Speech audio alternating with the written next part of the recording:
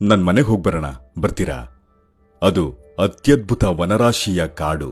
ಸುಡೋ ಬೇಸಿಗೆ ಕಳೆದು ಭೂಮಿ ಮತ್ತೆ ಆಕಾಶ ಮಿಲನಗೊಂಡು ಸುರ್ರೋ ಅಂತ ಮಳೆ ಹೊಡೆದಾಗ ಸ್ವರ್ಗಕ್ಕೂ ಹೊಟ್ಟೆ ಕಿಚ್ಚಾಗೋ ಬೀಡು. ಅಲ್ಲಿಗೆ ಬರ್ಬೇಕಾ? ನಿಶ್ಶಬ್ದ ಮೌನದ ಎಸ್ಟೇಟ್ಗಳಲ್ಲಿ ಹಾವಿನಂತೆ ಮಲಗಿರೋ ರಸ್ತೆಗಳ ಮೂಲಕ ಹಾದು ದಾಳಿ ಮಾಡೋ ಮಂಜನ್ನ ಸೀಳಿ ತಂಗಾಳಿ ಹೀರಿ ಇನ್ನೆಷ್ಟು ದೂರ ಗುರು ಅನ್ನೋ ಅಷ್ಟೊತ್ತಿಗೆ ಆಗೋ ಅಲ್ಲಿ ಗೇಟ್ ಕಾಣುತ್ತೆ. ಗೇಟ್ ಮೇಲೆ ಸುಂದರವಾಗಿ ನಿಂತಿರೋ ನಾಗರಹೊಳೆ ಬೋರ್ಡ್ ಕಾಣುತ್ತೆ. ಅದೇ ನನ್ನ ಮನೆ. ಒಳಗ್ ಹೋಗ್ತಿದ್ದಂಗೆ ಸ್ವಾಗತಿಸೋ ಆಹ್ಲಾದಕರ ಗಾಳಿ.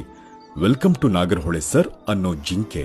ಆಶ್ಚರ್ಯಚಕಿತರಾಗಿ ನೋಡೋ ಲಂಗೂರ್, ಕಾಟಿ, ಸಾಂಬಾರ್ಡಿಯರ್. ಯಾವಳಾದ್ರೂ ಸಿಗ್ತಾಳಾ ಅಂತ ಗರಿಬಿಚ್ಚಿ ಕಾಯೋ ನವಿಲು.